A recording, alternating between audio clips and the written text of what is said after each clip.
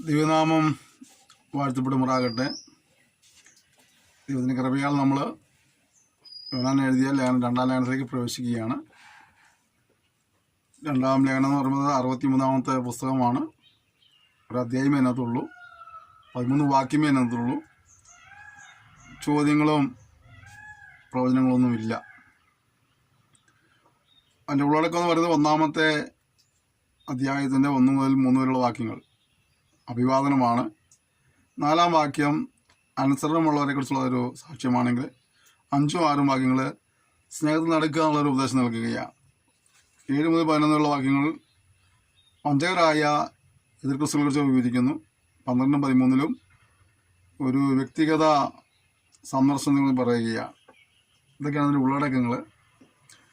13 വാക്യമുള്ള ഈ ഒരു അധ്യായമാണ് 2-ാം ലേഖനം എന്നുള്ളത്. നമുക്ക് ചില വചനങ്ങളെ ധ്യാനിച്ച് മുന്നോട്ട് പോകാൻ കർത്താവ് സഹായിക്കട്ടെ. നിങ്ങൾ നൽകുന്ന സഹകരണത്തിനും പ്രോത്സാഹനത്തിന് നന്ദി പറയുന്നു. നിങ്ങളിൽ ധാരാളം അനുഗ്രഹിക്കുമാറാകട്ടെ. നമ്മിൽ വസിക്കുന്നതും നമ്മളോട് എന്നേക്കും ഇരിക്കുന്നതുമായ സത്യനിമിത്തം ഞാൻ മാത്രമല്ല, സത്യത്തെ അറിഞ്ഞിരിക്കുന്നവർ എല്ലാവരും സത്യത്തിൽ സ്നേഹിക്കുന്ന മാന്യ നായികയാർക്കും മക്കൾക്കും മൂപ്പനായ ഞാൻ എഴുതുന്നത്. അപ്പോൾ ഇവിടെ യോഹന്നാൻ തന്നെ പരിചയപ്പെടുത്തുന്നത് അറിയുമോ? നമ്മിൽ വസിക്കുന്നതും നമ്മുടെ കൂടെ എന്നേക്കും ഇരിക്കുന്നതുമായ സത്യം. നമ്മൾ വസിക്കുന്ന സത്യം ഏതാണ്? കർത്താവ് പറഞ്ഞില്ലേ, ഞാൻ തന്നെ വഴിയും സത്യവും ജീവനുമാകും. നമ്മിൽ വസിക്കുന്ന സത്യം എന്ന് പറഞ്ഞാൽ കർത്താവായ യേശു ക്രിസ്തുവാണ് അല്ലേ? അത് പറഞ്ഞാൽ നമ്മിൽ വസിക്കുന്നതും വസിക്കുക മാത്രമല്ല, നമ്മുടെ കൂടെ എന്നേക്കും ഇരിക്കുന്നതുമായ സത്യം. അപ്പം ഇവിടെ നമ്മൾ മനസ്സിലാക്കേണ്ട കാര്യങ്ങൾ, നമ്മൾ ചില സമയത്ത് കർത്താവിനെ നമുക്ക് ഇരിപ്പിടം ഒരുക്കി കൊടുത്തിട്ടുണ്ട്. നമ്മളിൽ കുറച്ച് കഴിയുമ്പോൾ നമ്മളവിടുന്ന് അറിയാതെ കർത്താവിനെ പോസ്റ്റ് അടിക്കാറുണ്ട്. അപ്പോൾ ഇവിടെ ഇരിപ്പിടം ഒരുക്കി കൊടുത്തിട്ടുണ്ടെങ്കിൽ, ഹൃദയം കർത്താവിനെ സമ്മാനിച്ചിട്ടുണ്ടെങ്കിൽ, രക്ഷകൻ വന്നിട്ടുണ്ടെങ്കിൽ, കർത്താവുമായുള്ള നിരന്തരമായ കൂട്ടായ്മ നമുക്ക് അനിവാര്യമാണ്. അതെന്നേക്കിരിക്കാൻ കഴിയണം. അതിവിടെ സംഭവിക്കുന്നത് അറിയാവോ? നമുക്ക് കർത്താവുള്ള കൂട്ടായ്മയിൽ നമുക്ക് നിരന്തരമായിട്ട് എന്നേക്കും ഇരിക്കാൻ കഴിയുന്നില്ല. ഇവിടെ നമ്മൾ കുറച്ചു കാലം ആ ബന്ധം സൂക്ഷിച്ചതിന് ശേഷമായിട്ട് അറിഞ്ഞോ അറിയാതെയോ നമ്മൾ ആ ബന്ധം നഷ്ടപ്പെടുത്തുകയാണ്. വാക്കുകളിലൂടെ ആയിരിക്കാം, പ്രവർത്തികളിലൂടെ ആയിരിക്കാം, ചിന്തകളിലൂടെ ആയിരിക്കാം. നാം ദൈവമായുള്ള ബന്ധം നഷ്ടപ്പെടുത്തുന്നവരായി മാറരുത്. വളരെ സൂക്ഷിക്കേണ്ടതായ, വളരെ ഗൗരവത്തോടെ കാണേണ്ടതായ ഒരു കാര്യമാണത്. നിരന്തരമായ ബന്ധം തുടരുവാൻ നമുക്ക് ഇടവരണം. നാണമറിയാത്ത ബന്ധമായിരിക്കണം. കാരണം അവൻ നമ്മുടെ കൂടെ എന്നും വസിക്കാൻ ആഗ്രഹിക്കുന്നു. അതാ പറഞ്ഞത്, ഞാനോ ലോകാവസാനത്തോളം എല്ലാ നാളും നിങ്ങളുടെ കൂടെ ഇടുന്ന പറഞ്ഞത്. അപ്പോൾ ദൈവം നമ്മുടെ കൂടെ എന്നും വസിക്കാൻ ആഗ്രഹിക്കുക. അത് നമ്മൾ എങ്ങനെയോ അവിടെ നിന്ന് ഒഴിവായി പോകാനിടയായി തീർന്നു. അതുകൊണ്ട് നമ്മൾ നിരന്തരമായ ബന്ധം നഷ്ടപ്പെടുത്താൻ സൂക്ഷിക്കണം. ഉത്തരവാദിത്തമാണ്. ഏതെങ്കിലും നിലകളിലൊക്കെ കർത്താവുള്ള വ്യക്തിപരമായ ബന്ധം കുറഞ്ഞു പോയിട്ടുണ്ടെങ്കിൽ, നഷ്ടപ്പെട്ടു പോയിട്ടുണ്ടെങ്കിൽ പുനഃസ്ഥാപിക്കപ്പെടുവാനായിട്ട് നമ്മൾ സമർപ്പിച്ച് ദൈവത്തോട് ഒരുമിച്ച് പ്രാർത്ഥിക്കാം. ഒരു നിരന്തരമായ കൂട്ടായ്മയിലേക്ക് വരുവാനായി കർത്താവ് സഹായിക്കട്ടെ. വാക്കുകളിലൂടെ, ചിന്തകളിലൂടെ, പ്രവർത്തനങ്ങളിലൂടെ നമ്മൾ അന്യപ്പെട്ടു പോയിട്ടുണ്ടെങ്കിൽ മടങ്ങി വരുവാനായി നമുക്ക് സമയം വിനിയോഗിക്കാം. അടുത്തത്, ഞാൻ മാത്രമേ സത്യം അറിഞ്ഞിരിക്കുന്നവരെല്ലാവരും സത്യം സ്നേഹിക്കുന്ന മാന്യനായികമാർക്കും. ഇപ്പോൾ ഇത് എല്ലാവരും കൂടെ ഉൾപ്പെടുത്തി അദ്ദേഹം പറയുക, ഈ യേശുവിനെ പിൻപറ്റുന്നവരെല്ലാം ഒന്നാമെന്നുള്ളതായ ഒരു ചിന്ത. പണ്ട് ഒരു സിനിമയുടെ പരസ്യവാചകം ഇങ്ങനെ ഉണ്ടായിരുന്നു, ഇനി ഞങ്ങളും നിങ്ങളുമില്ല, നമ്മൾ മാത്രമേ ഉള്ളൂ. നമ്മളെല്ലാവരും ക്രിസ്തുവിൽ ഒന്നാന്നുള്ള ചിന്ത നമ്മൾ ഭരിക്കട്ടെ. പലപ്പോഴും നമ്മൾ രക്ഷിക്കപ്പെട്ടവരും സ്ഥാനപ്പെട്ടവരൊക്കെ ആണെങ്കിലും ഒരു ഉപദേശൈക്യം പറയുന്നവരോട് പോലും നമ്മൾ ഒരു ഐക്യത കാണിക്കാത്ത ആൾക്കാരാണ് നമ്മളൊക്കെ, അല്ലേ? ഉപദേശൈക്യമുള്ളവർ പോലും ഒരുമിച്ച് കൂടുവാൻ പഠിക്കുന്ന ഒരു കാലഘട്ടം ജീവിക്കുന്നത്. അതും പോട്ടെ, ഒരേ പ്രസ്ഥാനത്തിലെ ഒരേ സെൻറ്ററിലുള്ളവർ പോലും തമ്മിൽ യോജിപ്പിൽ വരാത്ത നിലകളിൽ പിശാചുകളിൽ ആധിപത്യം പുലർത്തിക്കൊണ്ടിരിക്കുകയാണ്. ദൈവമക്കളെ, നമുക്ക് ഐക്യതയുടെ ആത്മാവിന് നമ്മൾ സ്ഥാനം കൊടുക്കാതെ ഭിന്നതയുടെ ആത്മാവിനെ നമ്മൾ സ്വീകരിച്ചുകൊണ്ടിരിക്കുന്നൊരു കാലഘട്ടമായത്. അനേക സ്ഥലങ്ങളിൽ സഭകളിലെ പ്രശ്നങ്ങൾ, ബഹളങ്ങൾ, കാരണങ്ങൾ എന്താണെന്നറിയാമോ? ഈ അനൈക്യത അവിടെ പൊട്ടിമുളച്ചെന്നുള്ളതാണ്. അതുകൊണ്ട് ഐക്യതയുടെ ഇവർക്കിതിനു വേണ്ടി പ്രാർത്ഥിക്കുവാൻ കർത്താവ് സഹായിക്കുമാറാകട്ടെ. ഇവിടെ അദ്ദേഹം പിതാവായ ദൈവത്തിൽ നിന്നും പിതാവിൻ്റെ പുത്രനായ യേശുക്രിസ്തുവിൽ നിന്നും സ്നേഹത്തിലും സത്യത്തിലും കൃപയും കനിവും സമാധാനവും നമ്മളിവിടെ ഇരിക്കുമാറാകട്ടെ. ഉണ്ടോ? പിതാവിൽ നിന്നും പുത്രനിൽ നിന്നും നമുക്ക് എന്താണ് പറയുന്നത്?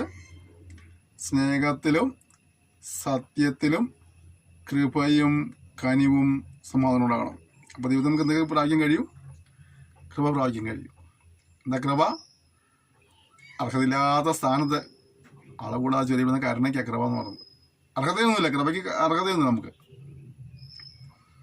നമ്മൾ കർത്താവ് കരുണ കാണിക്കുക അല്ലേ? അവനെ പിതാവേന്ന് വിളിക്കുവാൻ, അനുഗ്രഹങ്ങൾ പ്രാപിപ്പാൻ, അമ്മ നിത്യജീവൻ പ്രാപിപ്പാൻ, അവനെ ശുശ്രൂഷ ചെയ്യുവാൻ ഒന്നും അർഹതരല്ലായിരുന്നു. നമ്മളെ കരുണ കാണിച്ചു, കൃപ കാണിച്ചു. അപ്പോൾ നമ്മൾ അവൻ്റെ കൃപ അനുഭവിച്ചുകൊണ്ടിരിക്കുകയാണ്. അവന് കൃപയുണ്ട്, അടുത്ത കനിവുണ്ട്. മനസ്സിലുള്ള ദൈവമാണ്, നമ്മളെ പോലെയൊന്നുമല്ല. നമ്മൾ പാട്ടുന്ന വിഷയങ്ങളെ കാണുമ്പോൾ നമ്മളിപ്പോൾ കരയുന്നവനാ. അതിനങ്ങനെ പറയുന്നുണ്ട്, നമ്മളിപ്പം കരയുന്നവനാ. ആശ്രമങ്ങളിലേക്ക് വന്നപ്പോൾ മറ്റുള്ളവർ കരുതുന്നുണ്ടപ്പോൾ കർത്താവ് കണ്ണുനീർ വാർത്തും കാണുന്നുണ്ട്. പുരുഷാരത്തെ ഇടയില്ലാത്തവരായി കണ്ടപ്പോൾ മനസ്സലിഞ്ഞും കാണുന്നുണ്ട്. മരുഭൂമിയിൽ വിശന്നിരിക്കുന്ന മനുഷ്യനെ കണ്ടപ്പോഴും അവന് ആ മനസ്സിലുണ്ടായി. അതുകൊണ്ടാണ് ഭക്ഷണം കൊടുക്കാതെ പറഞ്ഞേക്കരുത്, വഴിയിൽ വീണു പോകും, അതുകൊണ്ട് നിങ്ങൾ അവർക്ക് ഭക്ഷണം കൊടുപ്പീനെന്ന് ശിഷ്യന്മാർ പറയാൻ കാരണം അതാണ്. മനസ്സിലുള്ള ദൈവമാണ്, സർവ ആശ്വാസങ്ങളുടെയുമായ ദൈവമാണ്, നമ്മുടെ കനിവ് കാണിക്കുന്ന ദൈവമാണ്. നമ്മുടെ വീഴ്ചകളിലും താഴ്ചകളിലും പരാജയങ്ങളിലും കനിവ് കാണിക്കും. ഒപ്പം തന്നെ അനുഭവിക്കുന്ന വേദനകളിലും നമ്മുടെ കനിവ് കാണിക്കുന്നവനാ. ഇസ്രായേൽ മക്കളും ഇസ്രായേൽ കിടന്ന് കരഞ്ഞുകൊണ്ടിരിക്കുമ്പോൾ, ആ നിലവിളി കാണുവാൻ അവർ ആശ്വസിപ്പിന് ആരുമില്ലാതിരിക്കുമ്പോൾ നിലവിളി ശബ്ദം കേട്ട് ഇറങ്ങി വന്ന് പ്രവർത്തിച്ച ദൈവത്തെ അവൻ സേവിക്കുന്നത്. മോശയോട് പറയുന്നുണ്ട്, ഞാൻ അവിടെ നിലവിളി കേട്ടു, സങ്കടം പറഞ്ഞു, കരച്ചിൽ കണ്ടു, ഇനി ഇറങ്ങി വന്നിരിക്കുക. ദിവസം നിന്റെ നിലവിളി കണ്ടുകൊണ്ട് എൻ്റെ ഭാരങ്ങളെ മനസ്സിലാക്കി, എൻ്റെ ആവശ്യങ്ങളെ മനസ്സിലാക്കി നിന്നോട് വിളിപ്പാൻ, എന്നെ സഹായിപ്പാൻ കർത്താവിനോട് ഈ ആയത്തിലും ഒന്നുകൂടെ കനുമണിയുന്ന ദൈവമാണ്. അടുത്ത കാര്യം, അവൻ സമാധാനം നൽകുന്ന ദൈവമാണ്. ലോകത്തിൽ നിന്ന് മനുഷ്യന് ഏറ്റവും ആവശ്യമുള്ള സാധനം സമാധാനമാണ്.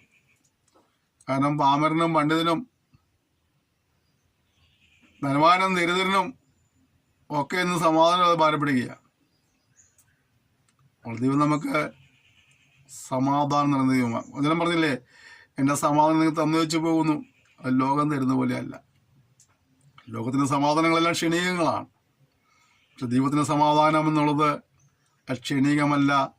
അതിനാൽ തന്നെ പ്രിയപ്പെട്ടവർ, നമുക്ക് ആ ദൈവത്തിൻ്റെ സമാധാനം പ്രായപ്പനായി നമ്മെ ഏൽപ്പിച്ചു കൊടുക്കുന്ന സഹായിക്കട്ടെ. നമ്മെ എൻ്റെ അടുക്കൽ വരുകയും ഞാൻ നിങ്ങളെ ആശ്വസിപ്പിക്കാമെന്നുള്ള ദൈവത്തിൻ്റെ വചനമാണ്. നീ അഭിമുഖീകരിക്കുന്ന വിഷയം ഏതുമാകട്ടെ, ഭാരം ഏതുമാകട്ടെ, പ്രശ്നം ഏതുമാകട്ടെ, നിന്റെ ആവശ്യം എന്തുമാകട്ടെ, അവൻ്റെ അടുത്ത് കിടന്നാൽ നിന്നെ ആശ്വസിപ്പിക്കും.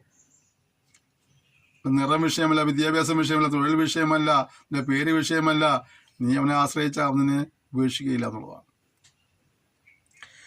നമുക്ക് പിതാവുകളിൽ നിന്ന് കൽപ്പന ലഭിച്ചതുപോലെ അവിടുത്തെ മക്കളിൽ ചില സത്യത്തിൽ നടക്കുന്നുവെന്ന് ഞാൻ കണ്ട് അത്യന്തം സന്തോഷിച്ചു.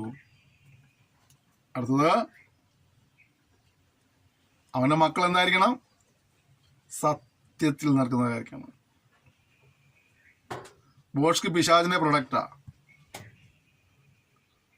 ബോഷ്ക്ക് പറയുന്നതിനും പിശാചിന്റെ പുത്രനാ.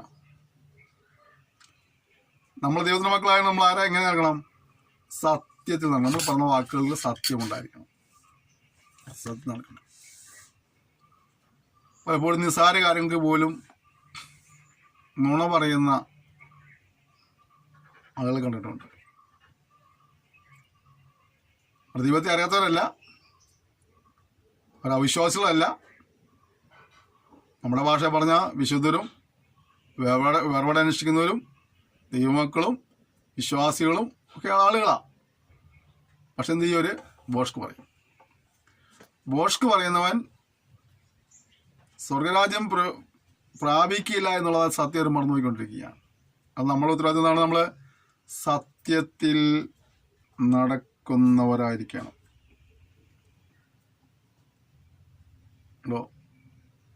അവിടെ പ്രത്യേകം പദം ശ്രദ്ധിച്ചോ? നമുക്ക് പിതാവിൽ നിന്ന് കൽപ്പന ലഭിച്ചതുപോലെ അവിടുത്തെ മക്കൾ ചിലർ സത്യത്തിൽ നടക്കുന്നത് കണ്ട് ഞാൻ സന്തോഷിച്ചു.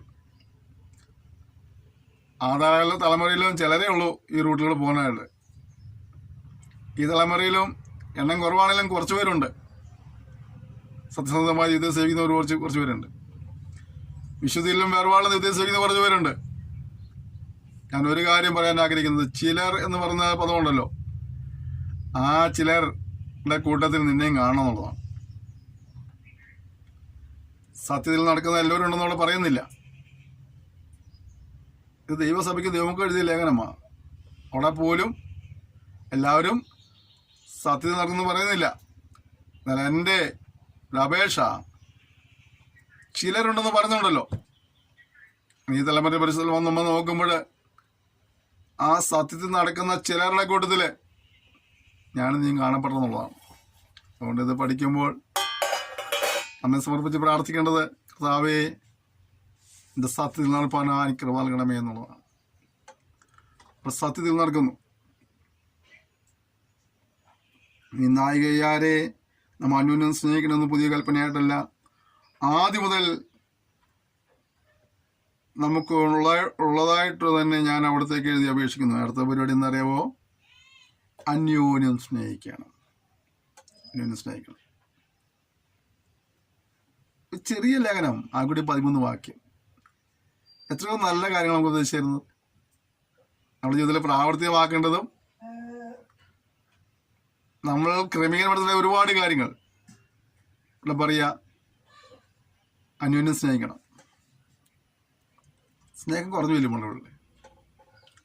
ഇന്ന് സ്നേഹപ്രകടനങ്ങളാ, അഭിനയങ്ങളാ. ഈ സിനിമയിൽ അഭിനയിക്കുന്ന ആളുകൾക്കൊക്കെ അവാർഡ് കിട്ടാറുണ്ട്. അതിങ്ങനെ സംസ്ഥാന അവാർഡും ദേശീയ തലത്തിലെ അവാർഡും അന്തർദേശീയ തലത്തിലൊക്കെ അവാർഡ് കിട്ടാറുണ്ട്.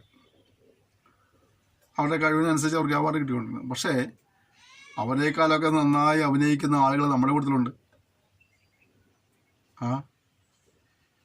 അല്ലേ? കാപട്യത്തോടു കൂടി സംസാരിക്കുന്നവരില്ലേ? സത്യത്തിൽ അവർക്കുള്ള അവാർഡൊക്കെ ഇവിടെ കിട്ടേണ്ടത്. പക്ഷെ എന്തുകൊണ്ടോ നമ്മുടെ പേര് മാറിപ്പോയല്ലോ, നമ്മൾ അവാർഡ് മേടിക്കുന്നത് മാത്രമേ ഉള്ളൂ. സത്യത്തെ മറച്ചു വെച്ചുകൊണ്ട് സംസാരിക്കുന്ന, ഉള്ളിലൊന്ന് ചിന്തിക്കുകയും പുറമെ വേറൊന്നും പറയുന്നത് എത്രയോ പേരുണ്ട്. സ്നേഹിക്കാൻ കഴിയത്തല്ലേ മറ്റുള്ള സഹപ്രവർത്തകരെ, സഹജീവികളെ സ്നേഹിക്കാൻ കഴിയാത്ത എത്ര പേരുണ്ട്. സത്യത്തിൽ നമുക്ക് ഇവിടേക്കല്ല ഒരു മാറ്റം വരേണ്ടത്. ഈ തലങ്ങളിൽ നമുക്കൊരു ക്രമീകരണം വരേണ്ടത്. ഇതിൽ നമ്മൾ തിരിച്ചറിയേണ്ടത്, ഓക്കെ, നാം അവരുടെ കൽപ്പനകളെ അനുസരിച്ച് നടക്കുന്നത് തന്നെ സ്നേഹമാകുന്നു. നിങ്ങൾ ആദ്യം മുതൽ കേട്ടതുപോലെ അനുസരിച്ച് നടപ്പാനുള്ള കൽപ്പന ഇതാത്രേ. അപ്പോൾ സ്നേഹത്തിന് ഒരു നിർവചനം കൊടുക്കുക. നമ്മുടെ കൽപ്പനകളെ കേട്ട് അനുസരിച്ച് അതുപോലെ നടക്കുന്നതാണ് സ്നേഹം. ദൈവത്തിലുള്ള സ്നേഹം അങ്ങനെയാ. അപ്പോൾ നമുക്ക് കൽപ്പനകളെല്ലാം കിട്ടി, നമ്മൾ കേട്ട് അനുസരിച്ച് നടക്കണം. എന്നൊക്കെ നമ്മളോട് ചോദിക്കുന്ന ചോദ്യം ഇതൊക്കെയാണ്, എനിക്ക് അത്രമാത്രം ദൈവത്തെ അനുസരിക്കാൻ കഴിയുന്നുണ്ട്. വചനങ്ങൾ നമ്മൾ ഒരുപാട് പഠിച്ചു, പ്രസംഗങ്ങൾ നമ്മൾ ഒരുപാട് കേട്ടു. നമ്മൾ പല നിലയിൽ ദൈവനം പഠിച്ചുകൊണ്ടിരിക്കുകയാണ്, പ്രസംഗങ്ങൾ കേട്ടുകൊണ്ടിരിക്കുകയാണ്, ധ്യാനിക്കുന്നുണ്ട്. എന്നാൽ എത്രമാത്രം നമുക്ക് അനുസരിക്കാൻ കഴിയുന്നുണ്ട്? അനുസരിക്കുവാൻ നമുക്ക് കഴിയുന്നില്ല എങ്കിൽ ഇതെല്ലാം പരാജയമാണ്. അനുസരിക്കുവാൻ വേണ്ടി നമ്മൾ സമർപ്പിക്കാനാണ് ചെയ്യേണ്ടത്. കൽപ്പനകളെ അനുസരിക്കുന്നതിലൂടെയാണ് നിങ്ങളുടെ സ്നേഹം പ്രകടമാകുന്നത്. ഇതാണ് ദൈവത്തിൻ്റെ കൽപ്പന. യേശു ക്രിസ്തുവിനെ ജഡത്തിൽ വന്നവനെന്ന് സ്വീകരിക്കാത്ത വഞ്ചകന്മാർ പലരും ലോകത്തിലേക്ക് പുറപ്പെട്ടിരിക്കുന്നുവല്ലോ. വീണ്ടും ദുരുദ്ദേശങ്ങളെ കുറിച്ച് പറയുക. അവരെന്താ ചെയ്യുന്നത്?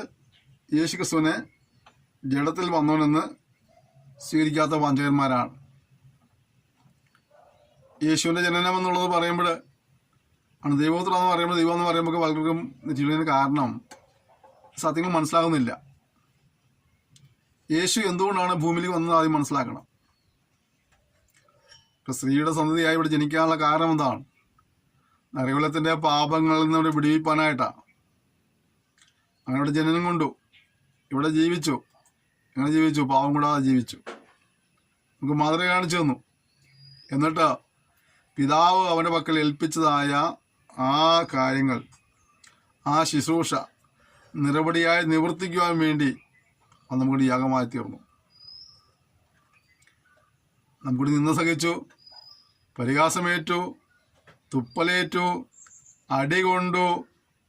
എന്നിട്ടൊന്നും യേശു തൻ്റെ ദൗത്യത്തിൽ നിന്ന് പിന്മാറിപ്പോയില്ല.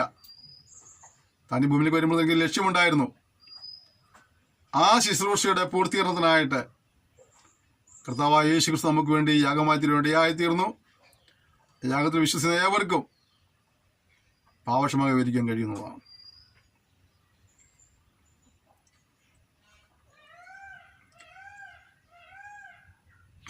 വഞ്ചകനും എതിർ ക്രിസ്തുവും ഇങ്ങനെയുള്ളവരാകുന്നു. അതാണ് കർത്താവായ യേശു ക്രിസ്തുവിനെ ജഡത്തിൽ വന്നവനെന്ന് സ്വീകരിക്കാത്തവരാണ് ആരൊക്കെ?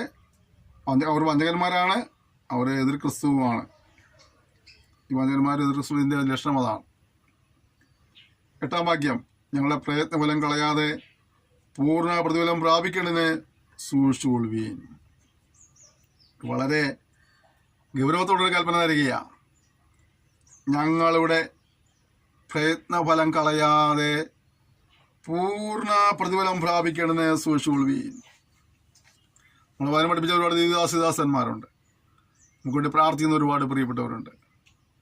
നമ്മൾ ഓരോ വചനം പഠിക്കുമ്പോഴും സന്ദേശം കേൾക്കുമ്പോഴും ഓർക്കേണ്ട കാര്യം, അവർ നമ്മെ കേൾപ്പിച്ചതിനെ പോലെ ഒരു പ്രയത്നമുണ്ട്. ആ പ്രയത്നത്തിൻ്റെ ഫലം നമ്മൾ നശിപ്പിക്കരുത്. അതെങ്ങനെയാ? നമ്മളെ കേൾപ്പിച്ചത് നമ്മൾ അനുസരിക്കുന്നില്ല എങ്കിൽ, നമ്മൾ വിശ്വസിക്കുന്നില്ലെങ്കിൽ അധ്വാനം വെറുതെയായി പോയില്ലേ? ഞാൻ പറയാ, ഞങ്ങൾ നിങ്ങളെ അറിയിച്ചത് അനുസരിക്കാതെ പോയാൽ ഞങ്ങളുടെ പ്രയത്നം വെറുതെയായിപ്പോയി. അങ്ങനെ പറയരുത്. നിങ്ങൾ എന്ത് ചെയ്യണം? നിങ്ങളുടെ പ്രയത്നം കളയാതെ പൂർണ്ണ പ്രതിഫലം പ്രാപിക്കണതിന് സൂക്ഷിക്കണം. അപ്പോൾ നിങ്ങളുടെ പ്രിയപ്പെട്ട നിങ്ങൾക്ക് ഒരു വലിയ ഉത്തരവാദിത്വമുണ്ട്. ഞങ്ങളിത് നേരെ പക്കം ചെയ്യുന്ന ശുശ്രൂഷയല്ല. ഞങ്ങൾ ഉദ്ദേശിച്ചത് ഈ ഒരു കോഴ്സിൻ്റെ ഉദ്ദേശം മാത്രമല്ല.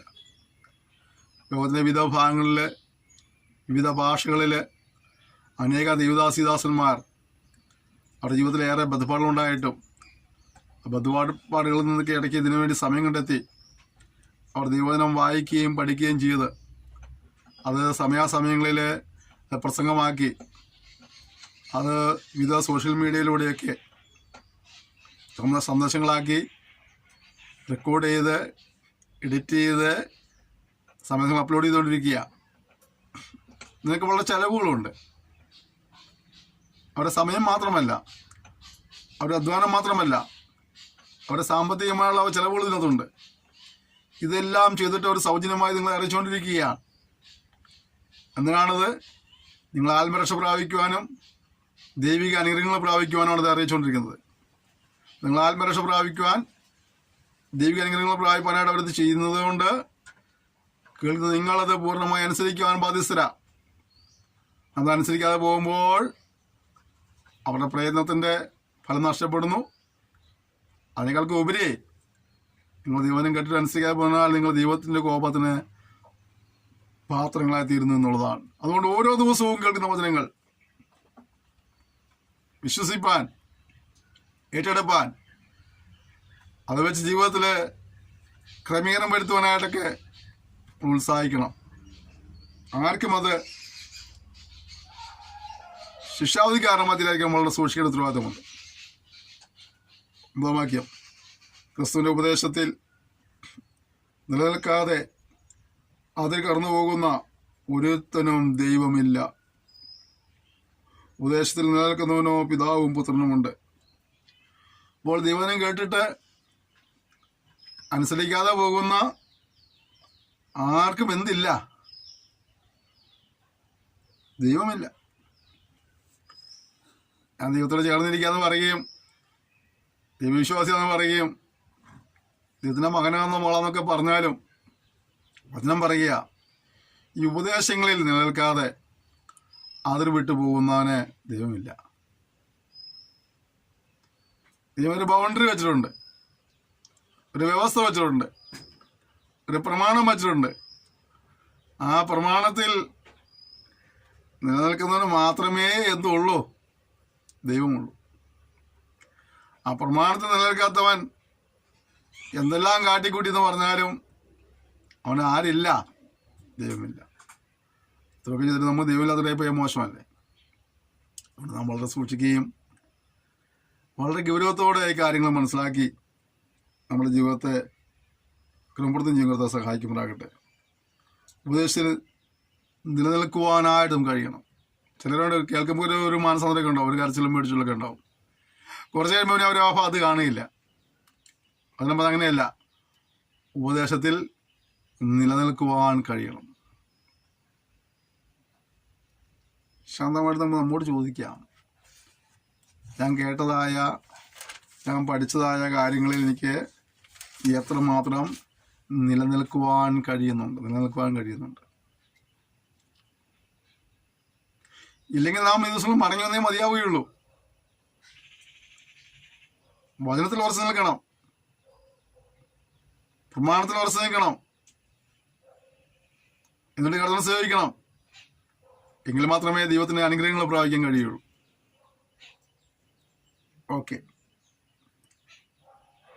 ഒരുത്തിന് ഈ ഉപദേശം കൊണ്ട് അല്ലാതെ നിങ്ങളുടെ അടുക്കൽ വന്നുവെങ്കിൽ അവനെ വീട്ടിൽ കൈക്കൊള്ളരുത്, അവന് കുശലം പറയുകയുമരുത്.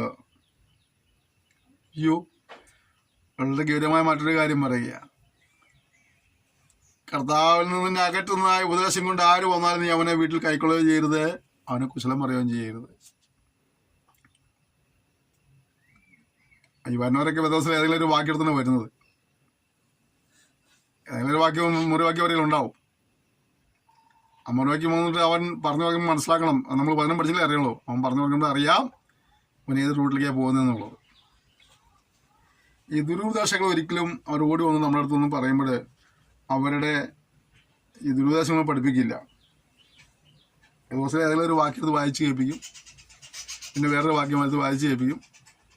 കുറേശ്ശെ നമ്മൾ അവൻ്റെ അടുക്കിലേക്ക് ഈ ഇരയിട്ട് കൊടുത്തിട്ട് ചൂണ്ട അഴിച്ചു വിടുന്ന പോലെ അഴിച്ചു വിട്ട ശേഷമാണ് അവസാനം വലിച്ചു മുറുക്കുന്ന പോലെ ആയിരിക്കും.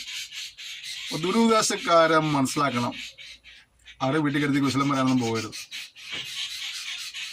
ഇനി അവർ പറഞ്ഞ ദുരുപദേശം നമുക്ക് എങ്ങനെ അറിയാൻ കഴിയുന്നത്? നമ്മൾ ദൈവനം പഠിക്കണം. നമ്മൾ ദൈവനം പഠിക്കാത്തോളം കാലം ഇവന്ന് പറഞ്ഞവൻ ദുരുപദേശമാണെന്ന് അറിയില്ല, അല്ലേ? പണ്ടൊക്കെ നമ്മുടെ വേദികളിലൊക്കെ വന്ന് കൺവെൻഷൻ വേദികളാണെങ്കിലും ആരും എന്തെങ്കിലും ദുരുപദേശം പറഞ്ഞാൽ ഉടനെ ദൈവമക്കളും ദേവദാസന്മാരും ചോദ്യം ചെയ്യുകയും തിരുത്തുകയും ചെയ്യുമായിരുന്നു. ഇപ്പോൾ അവർ പറഞ്ഞതൊക്കെ നമ്മൾ ആമയം പറയും, കാരണം നമ്മൾ വചനം പഠിക്കുന്നില്ല. അതുകൊണ്ട് ഇവൻ പറഞ്ഞത് വചനത്തിലുള്ള കാര്യമാണോ സത്യോപദേശമാണോ നമുക്കറിയാൻ കഴിയുന്നില്ല. നമുക്ക് അവിടേക്കാണ് തിരുത്തൽ വേണ്ടത്, നവീകരണം വേണ്ടത്, ക്രമീകരണം വേണ്ടത്. വചനമുള്ള പോലെ പഠിക്കാനായി ശ്രമിക്കണം.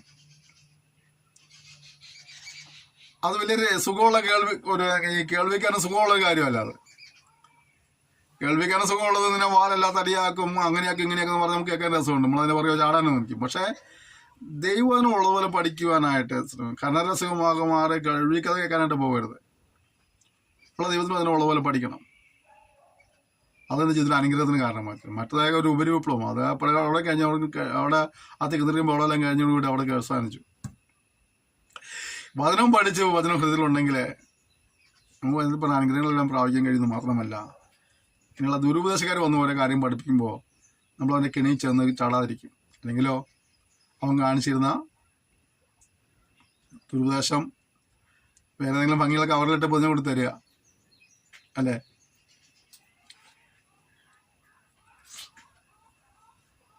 അത് കൊടുത്ത് നശിപ്പികളെ. എലിയെ കണി വെച്ച് പിടിക്കുന്നവരൊക്കെ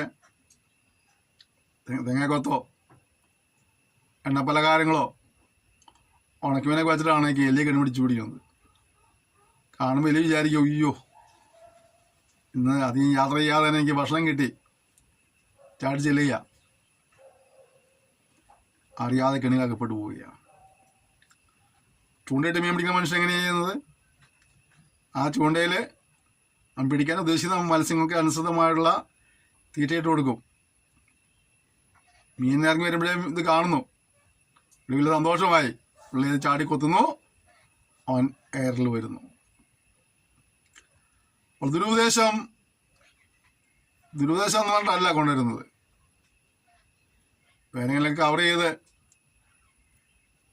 നമ്മളെ കൊതിപ്പിക്കുന്ന രീതിയിൽ കൊണ്ടുവന്ന് നമ്മളെ വശീകരിച്ച് നമ്മളെ ചതിക്കുഴി ചാടിക്കും. അതുകൊണ്ട് തിരിച്ചറിയുവാൻ നമ്മെ സഹായിക്കട്ടെ. നിങ്ങൾ പഠിക്കുക, ഉള്ളതുപോലെ ആത്മീയ ദൃഷ്ടി പ്രകാശിപ്പിക്കുന്ന ദിവസങ്ങളിൽ പ്രാർത്ഥിക്കുക. എന്നിട്ട് ദുരുപദേശക്കാരെ തിരിച്ചറിയുക, അവർ നമ്മളെ സൗഹൃദത്വം ഉപേക്ഷിക്കുക.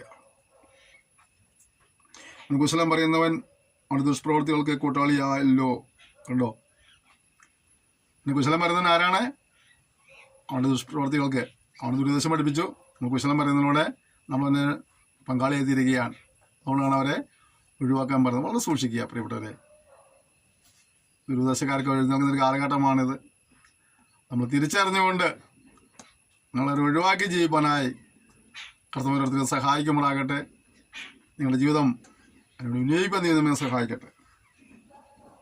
അടുത്തത്, നിങ്ങൾക്ക് എഴുതുവാൻ പലതുമുണ്ട്, എങ്കിലും കടലാസിലും മഷി കൊണ്ട് എഴുതുവാൻ എനിക്ക് മനസ്സില്ല. നിങ്ങളുടെ സന്തോഷം പൂർണ്ണമാകേണ്ടതിന് എൻ്റെ അടുക്കൽ വന്ന് മുഖാമുഖമായി സംസാരിപ്പാൻ ആശിക്കുന്നു. അവിടുത്തെ മാന്യ സഹോദര മക്കൾ വന്ദനം ചൊല്ലുന്നു. സാധാരണ നമുക്കറിയാം, നമ്മൾ ചിലർക്കൊക്കെ നമ്മൾ കത്തയക്കുമ്പോഴോ മെസ്സേജ് അയക്കുമ്പോൾ നമ്മൾ പറയാറില്ലേ, ഒരുപാട് കാര്യങ്ങൾ പറയാനുണ്ട്, നേരിട്ട് കാണുമ്പോൾ എല്ലാം പറയാം അല്ലേ. ചിലപ്പോൾ മണിക്കൂറുകൾ മെസ്സേജ് അയച്ചതായിരിക്കും, എന്നാലും പറഞ്ഞതറിയുമോ, എനിക്കിനി ഒരുപാട് കാര്യങ്ങൾ പറയാനുണ്ട്, നേരിട്ട് കാണുമ്പോൾ പറയാം. ഇവിടെ യോനാൻ അത്യാവശ്യമായ ചില കാര്യങ്ങൾ അവർക്ക് എഴുതി അയച്ചതിന് ശേഷം പറയുക, ഒരുപാട് കാര്യങ്ങളെല്ലാം എഴുതാനുണ്ടെങ്കിലും അതെല്ലാം നേരിൽ കണ്ട് പറയാൻ ആഗ്രഹിക്കുന്നു. അവിടെ സ്നേഹത്തിൻ്റെയും കൂട്ടായ്മയുടെയും ആഴം വെളിപ്പെടുത്തുകയാണ്. പ്രിയപ്പെട്ടവരെ, ഇവർ നമുക്ക് ഇത്രത്തോളം പഠിക്കാൻ സഹായിച്ചു. ചെറിയ ലേഖനം 13 വാക്യം മാത്രമുള്ള ചെറിയ ലേഖനം നമ്മെ ഒരുപാട് കാര്യങ്ങൾ പഠിപ്പിക്കാനായിട്ടായി തീർന്നു. അല്ലെങ്കിൽ നമ്മൾ ശ്രദ്ധയെ കൊണ്ടുവരാം. നമുക്കിനിയും ഒരു ക്രമീകരണങ്ങളോ തീരുമാനങ്ങളോ തിരുത്തലുകളോ ആവശ്യമാണെങ്കിൽ എല്ലാം കണ്ടുപിടിച്ച് തിരുത്തുവാൻ നമ്മെ സമർപ്പിച്ച് നമുക്ക് ദൈവത്തോട് ഒരുമിച്ച് പ്രാർത്ഥിക്കാം. സ്വർഗീയ പിതാവേ തന്ന സെക്ഷനായി സ്തോത്രം ചെയ്യുന്നു. നമുക്ക് പല കാര്യങ്ങൾ പഠിക്കാൻ കർത്താവ് സഹായിച്ചല്ലോ. ഇതിന് വസിപ്പാൻ കൃപ നൽകണമേ. സത്യത്തിൽ നടപ്പാൻ കർത്താവ് കൃപ നൽകുമാറാണെന്ന് പ്രാർത്ഥിക്കുന്നു. കർത്താവേ, ദുരുപദേശങ്ങളെ തിരിച്ചറിയാത്ത രീതിയിൽ ദൈവം പഠിക്കുന്നവരെ പഠിപ്പാൾ കൃപ ഞങ്ങൾക്ക് നൽകപ്പെടുമാറാണെന്ന് പ്രാർത്ഥിക്കുന്നു. ഞങ്ങളങ്ങനെയുള്ളവരെ തെറ്റുവഴിയുവാൻ മാറി നിൽക്കുവാൻ കൃപ നൽകണമെന്ന് പ്രാർത്ഥിക്കുന്നു. കർത്താവേ, ഞങ്ങൾ വചനം പഠിച്ചത് പൂർണ്ണമായി അനുസരിച്ചുകൊണ്ട് നിങ്ങൾ അനുഗ്രഹങ്ങൾ പ്രാപിക്കുന്നവരെ തിരുവാൻ കർത്താവ് ഞങ്ങൾ എല്ലാവരെയും സഹായിക്കുമ്പോഴാണെന്ന് പ്രാർത്ഥിക്കുന്നത്. ഈ പഠിതാക്കളെ നീ അനുഗ്രഹിക്കണമേ. ഇതിന് വലിയ പ്രവർത്തികളെ നീ അനുഗ്രഹിക്കുമ്പോഴാണമേ. സന്ദേശങ്ങൾ പങ്കുവെക്കുന്നവരെയും ശുശ്രൂഷത്ത് പ്രാർത്ഥിക്കുന്നവരെയും പ്രോത്സാഹിക്കുന്നവരെല്ലാം കൂടെ അനുഗ്രഹിക്കുമ്പോഴാണെന്ന് പ്രാർത്ഥിക്കുന്നു. ഞങ്ങളെല്ലാവരും തിരുനാമത്തിന് ജീവിപ്പാനായ കൃപ നൽകിയാട്ടെ. അടുത്ത നാമത്തെ പിന്നെ മഹത്വപ്പെടുത്തിയാട്ടെ. യേശു നാമത്തെ തന്നെ ആമേൻ. ക്ഷമയോടെ സന്ദേശത്തിന് നന്ദി പറയുന്നു. ഇത് നിങ്ങളെല്ലാവരെയും ധാരാളം അനുഗ്രഹിക്കുമാറാകട്ടെ. അങ്ങനെ ഒരു താമസം അടുത്ത സെക്ഷനിൽ വീണ്ടും കാണാം. അതുവരെയും കർത്താവിൻ്റെ വിസ്താരം ചെറുതിൽ നിന്ന് സൂക്ഷിക്കാൻ നമുക്ക് പരസ്പരം ഓർത്ത് പ്രാർത്ഥിക്കാം. നമ്മുടെ എല്ലാ സഹകരണത്തിനും എല്ലാ പ്രോത്സാഹനം നന്ദി പറയുന്നു. Thank you. May God bless you.